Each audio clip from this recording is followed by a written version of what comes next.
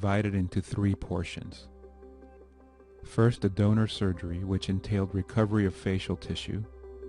Second, the recipient surgery, which required removal of injured facial tissue. And finally, the allograft inset with the actual transfer of the donor face to the recipient.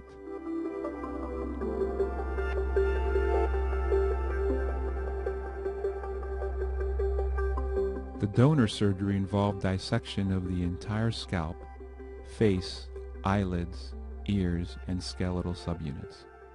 An incision was made at the vertex of the scalp and extended inferiorly and obliquely around the neck.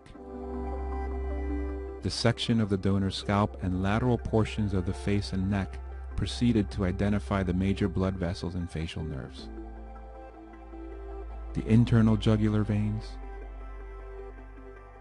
external jugular veins, external carotid arteries, and internal carotid arteries, as well as the facial nerve branches including the zygomatical temporal, buccal, and mandibular branches were identified. The nerves were then divided.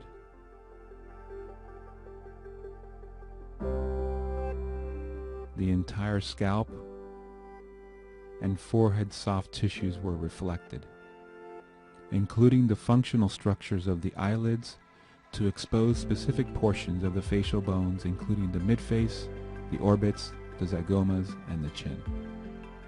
The specific bony portions of the face were included within the allograft. Preservation of facial skeletal subunits allowed for integral ligamentous and muscular attachments to remain in proper anatomic position to maximize facial function and optimize facial aesthetics. To further reflect the allograft, non-essential blood vessels were ligated and divided following further exposure of the facial allograft.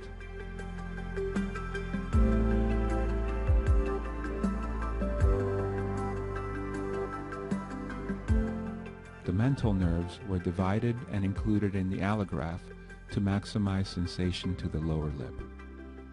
A chin osteotomy was then made to provide mandibular projection and preserve insertions of facial muscles that would retain jaw contour and prevent facial droop.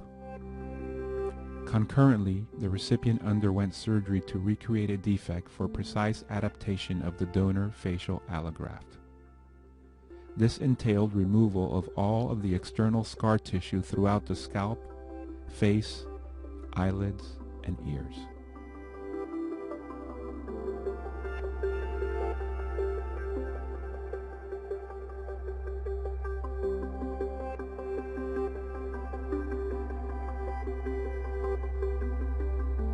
Midface skeletal osteotomies were designed in a manner to precisely match the midface skeletal osteotomies of the donor facial allograft.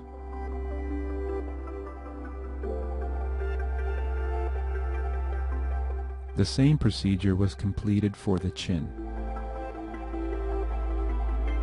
The face and neck were dissected to identify the major blood vessels and facial nerves in preparation for allograft inset. Returning to the donor, final liberation of the donor allograft was completed by ligation and division of the major vascular pedicles perfusing the allograft.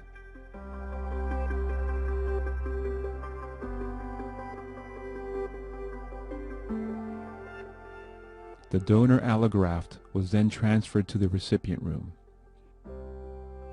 Rigid fixation was completed at all sites of bony contact between the donor facial skeleton and the recipient facial skeleton. The chin was also rigidly fixed in place, followed by mental nerve coaptation for sensory restoration.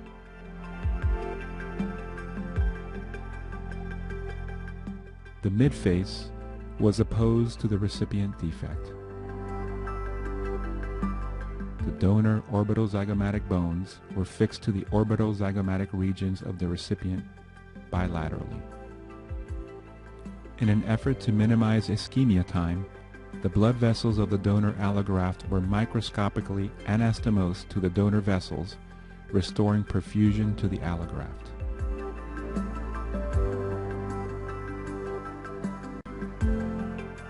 The upper and lower eyelids of the allograft were then redraped and sutured to the recipient. The nasal and oral mucosa were subsequently sutured into position as well. The remainder of the facial allograft was redraped and tailored to completely restore the entire recipient defect, including the scalp, face, eyelids, ears, and skeletal subunits.